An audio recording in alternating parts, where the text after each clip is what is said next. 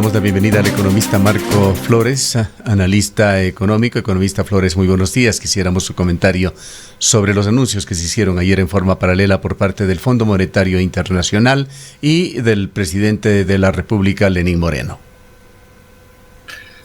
Buenos días, un saludo cordial a ustedes en el estudio y por supuesto para toda la audiencia. Gracias por la invitación. Bueno, el crédito del Fondo Monetario por $6.500 millones aprobado el día de ayer es algo que estaba programado para que lo haga el directorio de esa entidad. El fondo viene aprobando una serie de recursos para diferentes países, en este caso para Ecuador 6.500 millones, para Perú fueron 11.000, para Colombia 10.000 y en general en el mundo ha aprobado diferentes créditos. Lo importante, lo trascendente de esto es la utilización que el gobierno de Moreno haga de los recursos. Mire usted, en estos momentos es crucial que este dinero se quede en el Ecuador y sirva para reactivar la economía nacional, para pagar a proveedores y para sostener el empleo y las empresas, sostener el consumo, que es lo que no se ha hecho hasta ahora. Por eso las empresas quiebran. Mire las quiebras de los hoteles en la ciudad de Quito. Hay como una docena de hoteles que han quebrado. El último, el Hotel Marriott de la capital, un hermoso hotel, una pena enorme para todos quienes vivimos en la capital y para el país. ¿Por qué? Porque nunca hubo reactivación económica. Los $1.500 millones que el gobierno anunció hace pocas semanas, provenientes del Fondo Monetario y de otros multilaterales, el ministro de Finanzas los usó para prepagar deuda y para pagar otras obligaciones. Y no fueron un centavo, no ha ido a la reactivación. Entonces, es necesario que ahora estos recursos del Fondo Monetario no vayan en rescate del gobierno de Moreno, sino en rescate de las familias ecuatorianas, en rescate de la economía ecuatoriana, para que no ocurra lo que ocurrió con Macri, que entró la plata por un lado y salió por otro lado, de manera inmediata, justamente la plata del Fondo Monetario. De manera que el destino de los recursos es lo que debe aclarar el gobierno. ¿Cómo va a canalizar esos recursos? ¿A través de qué instituciones? ¿Bajo qué condiciones financieras? Y la forma, en definitiva, que se va a usar para reactivar la economía ecuatoriana, que es crucial. La Finanzas considera que es un éxito endeudarse. No es ningún éxito. El problema es que no se puede sostener la economía de ningún país con más deuda y más impuestos. La deuda pública del Ecuador, antes de este crédito, llega a $65.000 millones. $65.000 millones. Eso es 67% del PIB. Si usted a eso le suma las obligaciones pendientes de pago a la seguridad social, que son 7.000 millones, bueno, tiene una deuda pública de 72.000 millones. Y eso es casi un 74% del PIB.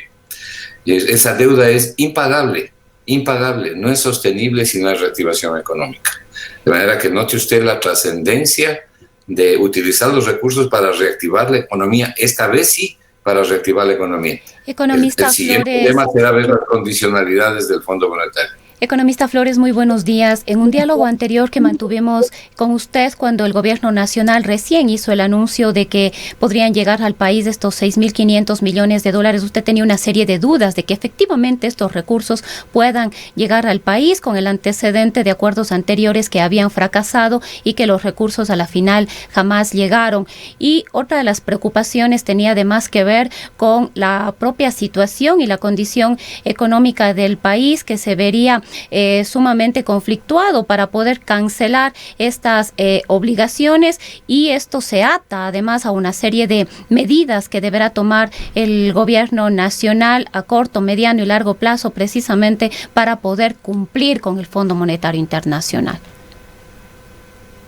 A ver, vamos aclarando lo que usted acaba de decir.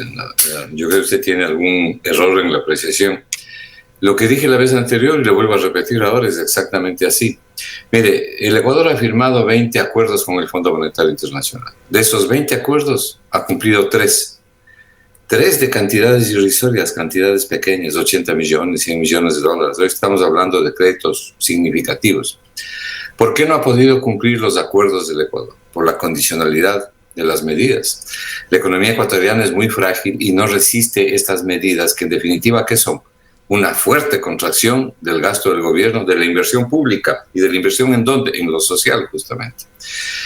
Además, la disminución del empleo público en estas circunstancias. El tema aquí es que se aprueban créditos por un monto determinado.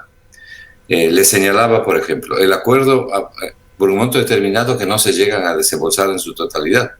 Le señalaba en la ocasión anterior algo que les repito ahora.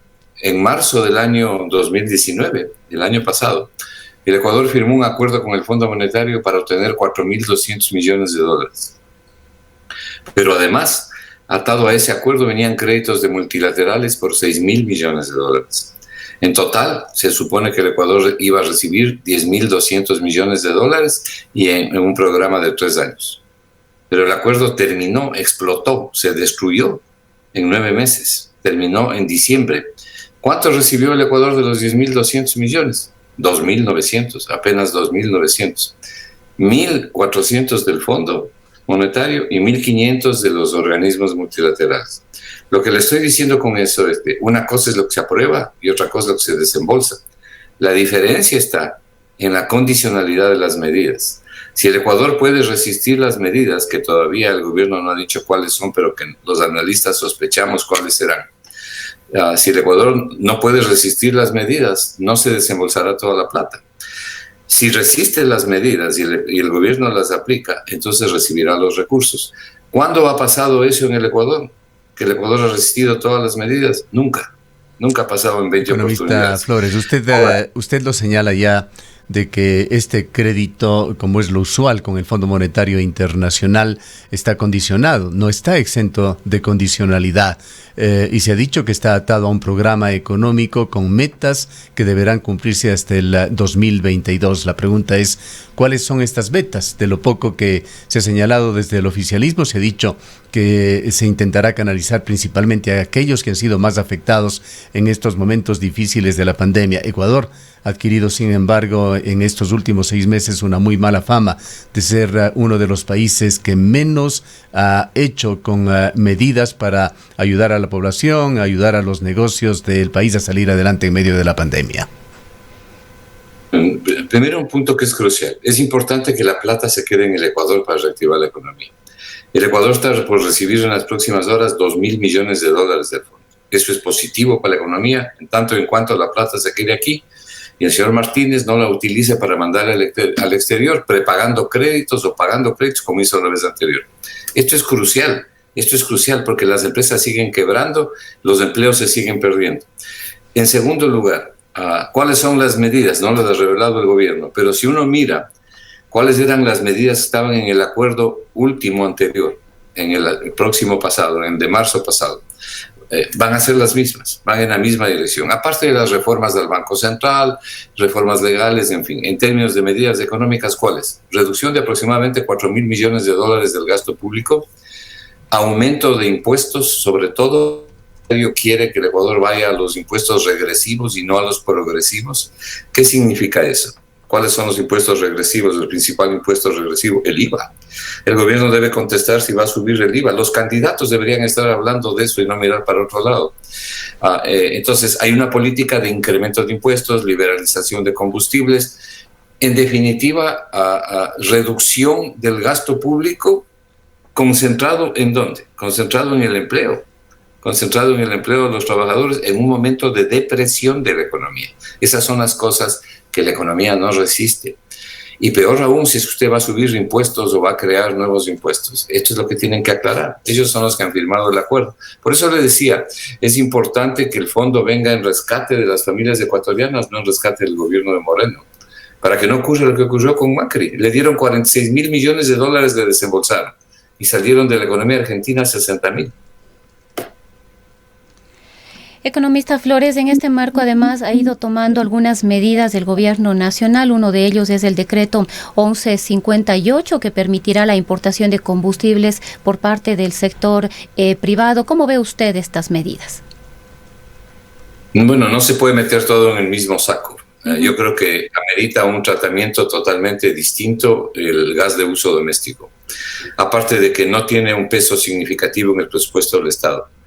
Mire, el gas de uso doméstico es lo que usa la gente pobre en el Ecuador, sobre todo los pobres. y eso es más del 60% de la población.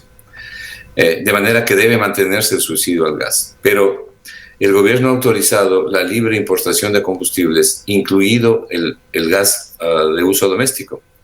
Por otro lado, funcionarios del gobierno han dicho que no va a subir el precio del gas. Se autoriza la libre importación del gas. Los importadores evidentemente van a vender el gas al precio internacional. Eso es más o menos $15 la bombona de 15 kilos, en vez de $1.60, de $2 que les llega al consumidor. La pregunta aquí es, o lo que tiene que decir el gobierno es, ¿qué medidas va a arbitrar para que no se incremente el precio del gas? Yo creo que es sustantivo mantener el precio del gas porque tiene un impacto enorme en la clase pobre del Ecuador. No se olvide una cosa, el promedio por habitante, el ingreso promedio por habitante en Ecuador es $518 mensuales, el promedio. Pero en el Ecuador hay un enorme porcentaje de la población que recibe menos de $250 al mes. ¿Usted les quiere poner $15 la bombona de gas? Entonces, le toca al gobierno ahora indicar cómo va a ser, cuál va a ser el mecanismo, va a cubrir la diferencia entre el costo de importación y el precio de venta directamente a los proveedores. Esto es lo que tiene que explicar. En el caso de los otros combustibles, fundamentalmente los importantes son los de la gasolina extra, porque la super está liberada, ¿no? Pero aquí hay que aclarar algo, que es algo que también deben hacer los periodistas, por lo menos me parece a mí que hay que insistir en esto, y todos quienes hacemos opinión, no solo los periodistas.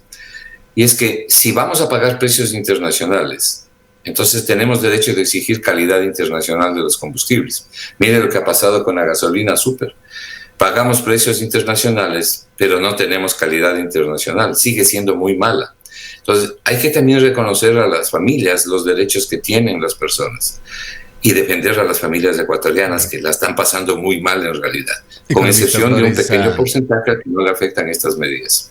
Para nuestros oyentes informamos que Academia TV cierra su enlace a esta hora, pero seguimos en Antena 1 Radio Video y sus múltiples plataformas. Estamos en entrevista con el economista Flores y quisiéramos preguntarle, economista, su criterio sobre algo que ha trascendido. Lo publica en su edición electrónica el diario Expreso el día de hoy, de que más allá de este crédito con el Fondo Monetario Internacional o este programa con el Fondo Monetario Internacional, sigue el gobierno tratando de utilizar otras fuentes para conseguir más dinero, y entre ellos está el tan criticado mecanismo de la preventa de petróleo a China. Se comenta por parte del diario mencionado que se ha enviado una comunicación el 16 de septiembre instando a la empresa pública Petroecuador para que acceda a comprometer más crudo a empresas asiáticas, y no es poco. Se menciona la necesidad de 70 millones de barriles de crudo a cambio de 1.400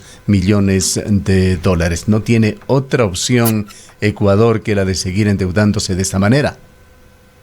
No, sí tiene otra opción y siempre tuvo otra opción. La opción es el crecimiento económico. El Foro de Economía lo viene diciendo desde hace 3 años. El problema es que Moreno sostiene su gobierno con impuestos y con deuda. Y la sostiene mal en la situación en que todos conocemos, sin siquiera poder pagar los sueldos. El problema es que no hay ninguna economía en el mundo que pueda sostenerse a través de más deuda y más impuestos. Le acabo de señalar que la deuda llega a 72.000 millones, incluida la deuda con la Seguridad Social, que son como 7.000 millones. Esa es una deuda impagable. La economía ecuatoriana no genera recursos para poderlos pagar. Vamos a seguir aumentando la deuda, cuando lo que hay que hacer es reactivar la economía.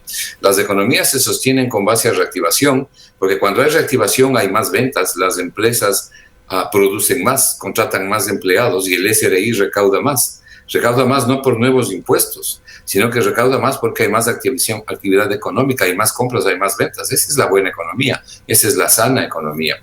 No se puede mantener una economía con deuda, con impuestos y subsidiando o entregando cierto nivel de subsidio a los pobres, que además es un subsidio miserable, ¿no? El gobierno habla de que va a llegar con el bono de la pobreza a 1.300.000 personas, es lo que dice, otra cosa es lo que hace.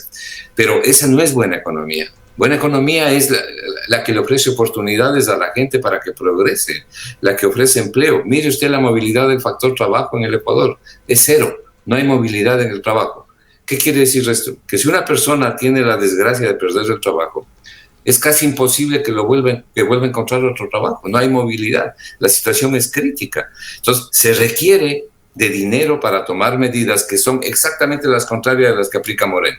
Aquí se requiere bajar impuestos, se requiere bajar el IVA, se requiere bajar los aranceles, se requiere sostener a las empresas que están en problemas, a las micropymes, a las pymes, que dicho sea de paso son el 99% de las empresas, y también algunas de las medianas y grandes que tienen problemas para sostener la cadena de pagos y para sostener el capital de trabajo. Eso, el consumo de las familias en Ecuador, si usted mira las estadísticas, viene cayendo de manera sostenida. Cuando cae el consumo, caen las ventas. Pero además usted tiene un problema gravísimo de desempleo. Si la economía ecuatoriana no puede continuar en estas condiciones subsistiendo con un respirador artificial que es la deuda, porque no genera la economía ecuatoriana las condiciones necesarias y suficientes para progresar, para prosperar, para ofrecer empleo y para generar crecimiento. Esa es la diferencia, y esto último es lo que se debe hacer. Ahora, economista Flores, realmente la situación del país es muy preocupante y contrasta mucho con esos anuncios a momentos optimistas del gobierno. Creo que nunca se debe perder el optimismo, sí, pero también se tiene que hablar con la verdad, con la realidad al pueblo ecuatoriano. Los programas de reactivación, lo hemos señalado ya, han fracasado. Reactívate Ecuador. Hemos tenido decenas de testimonios en este medio de comunicación de ciudadanos de Cuenca que intentaron y que fueron negados por las más distintas razones. Lo propio, el presidente de la Cámara de Turismo señaló que los ofrecimientos del gobierno, las ofertas de créditos, de facilidades para este sector, resultaron simplemente un fiasco, nadie los obtuvo. El cobro de intereses a créditos bancarios se ha dado en una forma totalmente normal, no ha habido un relajamiento que nosotros conozcamos para ningún sector de la economía. Igual con las obligaciones retrasadas con el fisco, se los paga con los respectivos intereses. Es decir, más allá de lo que se dice, en la realidad la situación es muy diferente. Mientras tanto, proveedores del Estado se encuentran en graves problemas al punto de que varios municipios han advertido que están a punto de colapsar. Los medios de comunicación estamos impagos de hasta 2 campañas electorales anteriores y preparándonos para intervenir obligadamente en una tercera. Pero se están dando cosas de lo más oscuras y esto es importante que conozca la opinión pública y analistas como usted. Hay una persecución a sectores muy débiles de la economía. Se persigue a jubilados del Instituto Ecuatoriano de Seguridad Social en una cacería de brujas internas en el IES contra ex empleados del IES que se han jubilado. Aquí, en la ciudad de Cuenca, acaba de darse una tercera acción de protección a favor de un tercer jubilado. Los 2 anteriores también fueron resueltos en este sentido, mientras continúa esta casa de brujas en el Instituto Ecuatoriano de Seguridad Social, tratando de perjudicar a la gente y de disque ahorrar unos pocos centavos al fisco. Lo propio está sucediendo con una enorme persecución a ex becarios ecuatorianos que fueron becados en el exterior, recibieron, sí, importantes sumas, ya sea del gobierno ecuatoriano o de otros gobiernos a través de las becas, y no han podido devengar en el sentido de ser contratados en una entidad pública, preferiblemente, o en una privada, por la situación que vive el país. Pero esto es lo que están viviendo los ecuatorianos. La pregunta, economista, es ¿cuándo se va a sentir que ese optimismo en las declaraciones del gobierno, estos acuerdos de reactivación que vienen de la mano con el acuerdo con el Fondo Monetario Internacional, en lo que en el día a día vivimos los ecuatorianos? Usted ha hecho una descripción de algo que no puede ser tan exacto como usted ha dicho. Lo que usted ha dicho es exacto, es exactamente así. Concuerdo plenamente con el análisis suyo y le felicito además porque tiene mucha claridad en el análisis. Mire, por eso es que la gente, más que creer en lo que dicen los presidentes o los políticos, tienen que creer en lo que hacen. Porque una cosa es lo que se dice y otra cosa es la que se hace. Moreno sale a aplaudir que recibe crédito, que le endeuda al país, cuando lo que debería es aplaudir la reactivación económica, y eso es lo que no hay. El señor Martínez literalmente ha limpiado, se ha llevado la plata de la seguridad social. No solamente del Instituto de Seguridad Social, ha entregado bonos a los otros institutos de seguridad social. El problema es bastante serio. Mire lo que está pasando con la ISPOL. Es un problema gravísimo que en algún momento hay que analizarlo. Pero no solamente eso, ha vaciado las cuentas de las instituciones públicas. Y la pregunta es, ¿y para qué? Para pagar la deuda. Pues, ¿para qué más va a haber sido? Porque si usted, ¿cuál es el principal problema de la deuda? La cantidad de recursos se van al exterior por el pago de intereses. Entre capital e intereses, el Ecuador está pagando más o menos un equivalente al 30% de todo el presupuesto del Estado. Eso es como 10.000 millones de dólares al año. Insostenible, inmanejable sin crecimiento económico. Entonces vienen las cosas que usted señala. Y claro, mire el problema que tenemos, que tienen periodistas como ustedes y quienes hacemos opinión independiente, que no le gusta al gobierno. Nosotros no criticamos al gobierno, criticamos la política económica del gobierno. Le deseamos éxito a todos los gobiernos en el Foro de Economía, pero no podemos poner nuestra experiencia y nuestro conocimiento al servicio de un gobierno que ha destruido la economía. Nuestra obligación es defender a las familias ecuatorianas. Y todo depende de dónde uno quiera ubicarse. Por eso tenemos un bloqueo mediático. Los grandes medios de comunicación, a quienes le decimos la verdad al país, nos bloquean. No importa, para eso están las plataformas digitales. Y lo mismo ocurre con periodistas que hacen opinión. ¿Y a través de qué? A través de las pautas. Es decir, son los mecanismos indeseables que se hacen uso a veces en gobiernos que no deberían llamarse democráticos. Entonces, desgraciadamente es así como usted ocurre. Hay ese nivel de persecución. Frente a esto, ojalá la ciudadanía no escoja ningún gobierno cómplice que venga a tapar todas estas trafacías, ¿no? Es decir, lo que requiere el Ecuador es simplemente ir hacia una buena economía, pero no solamente hacia una buena economía, sino actuar con transparencia, actuar con decencia, eliminar la impunidad del Ecuador, que es una de las gravísimas causas de deterioro. Pero yo no quisiera concluir esta entrevista sin decirle algo a ustedes y a la ciudadanía. Y no simplemente para terminar con algo positivo, sino que por mi formación económica y por la experiencia que tengo en el manejo de la economía, le puedo decir con absoluta seguridad, la economía ecuatoriana puede y debe tener un muy buen futuro. Si el nuevo gobierno, porque yo no creo que este lo haga, si el nuevo gobierno no lo ha hecho en 3 años y medio de gobierno, si el nuevo gobierno enrumba la economía por el camino correcto, el camino del crecimiento, de la reactivación, la inversión social es clave para la gente pobre. Si usted destruye la inversión social como la ha destruido Martínez, los principales perjudicados son los pobres, esos que van a atenderse en los hospitales públicos, en el seguro social, esos que van a ver a los médicos públicos porque no pueden pagar a los privados, esos que tienen que poner a sus hijos en las escuelas públicas, es decir, educación, salud, entre otras cosas. Esa es la inversión pública, es ahí donde hay que poner la plata. Es ahí donde hay que poner la plata. Si usted destruye esa inversión social, no solo que tiene un impacto negativo en la economía, sino que crece la pobreza y la inequidad. No podemos estar de acuerdo con esas políticas. El señor Martínez no es que ha reducido la inversión pública, la ha destruido, y es fácilmente demostrable, la ha destruido. Pero nosotros sostenemos como Foro de Economía que esta economía puede reaccionar y puede reaccionar bien si es que se mete plata para la reactivación económica y se toman las medidas adecuadas. Es decir, se hace buena economía enrumbándole por el camino correcto. ¿Cuál es el camino correcto? Exactamente lo contrario a lo que ha hecho Moreno. Economista, quisiera hacerle extensiva alguna inquietud que se repite en un par de ocasiones y que requieren una aclaración de su parte, un pronunciamiento de su parte respecto de esta supuesta liberación de las tasas de interés de los créditos bancarios. ¿Es esto así? ¿Van a continuar teniendo un techo o tope máximo que de alguna manera sería fijado por la Junta Monetaria? ¿Cuál es la situación respecto de este tema? Esta que acaba de hacer usted es también una pregunta crucial, muy bien traída. Y yo no suelo decir esto, pero le voy a decir algo que es importante que la ciudadanía sepa. El problema del sistema bancario ecuatoriano es que es un sistema oligopólico. 4 bancos en el Ecuador controlan más del 50% de todo lo que se mueve en la banca. Los depósitos, los créditos, las utilidades están concentrados en 4 bancos. Si usted suma 2 bancos más, el control es absoluto. ¿No? Es decir, hay un mercado oligopólico evidente. En esas circunstancias, la oferta y la demanda no funcionan. ¿Por qué no funciona? Porque se administran los precios. Si usted tiene pocos compradores o pocos vendedores, es decir, tiene monopolio o tiene monopsonio, la economía no funciona, la libre economía no funciona. Usted requiere la intervención del Estado. ¿Qué es lo que hace la Junta Monetaria y Financiera? Establece has venido estableciendo las tasas máximas de interés. ¿Y qué hacen los bancos? Se pegan a la tasa máxima. Por eso tiene 28% para el crédito a las micropymes, por ejemplo. ¿Quién puede trabajar con 28%? Ni un crédito de consumo del 16-17%.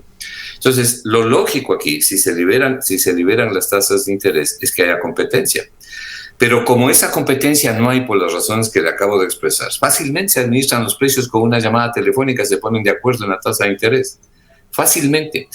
Los costos de los servicios financieros en el Ecuador son elevadísimos. Eso significa como $300 millones de utilidades para los bancos. Y yo no digo que no tengan utilidades, deben tener utilidades porque es bueno que la banca sea estable, pero todo tiene que guardar una proporción. Entonces, ¿qué es lo que corresponde aquí? A liberar las tasas de interés. La autoridad económica, en este caso la Junta Monetaria y Financiera, no puede estar mirando los toros de lejos para que aquí pase cualquier cosa, por las razones que le acabo de decir. Si este fuera un mercado más amplio, donde hay muchos compradores y muchos vendedores, es decir, donde la demanda de crédito y la oferta de crédito, ¿no?, se canaliza libremente sin intervención de nadie, sin distorsión de nadie, entonces no habría problema. Esto es como que usted libere completamente los precios para... Fíjese lo que ocurre con los celulares. ¿Por qué el Ecuador paga las tasas, entre las tasas más altas de América Latina, y tiene un servicio tan malo de Internet? Precisamente por eso tiene 3 empresas manipulando los precios, es decir, prácticamente un monopolio. Entonces, la autoridad económica, el gobierno como tal, no puede permanecer impasible sin hacer nada. Tiene que intervenir y tiene que regular. Hay mecanismos para hacerlo sin entorpecer la iniciativa privada, sin entorpecer el trabajo privado, ayudando a que las empresas florezcan, pero no para que abusen. En este caso, algunas como las que estamos comentando. Bien, queremos agradecerle al economista Marco Flores por su valioso comentario. Nos escriben también actores culturales señalando de que programas de reactivación ofrecidos por el gobierno para actores culturales tampoco funcionaron. El señor Juan Fernando Velasco se renunció ya para dedicarse a su campaña electoral hacia la presidencia de la República, por lo menos reconociendo su fracaso. El resultado es que se eliminaron un par de programas que de alguna manera venían funcionando para este sector. Una muy dura realidad la que vive el pueblo ecuatoriano en los más diversos ámbitos de actividad. Gracias, economista Flores.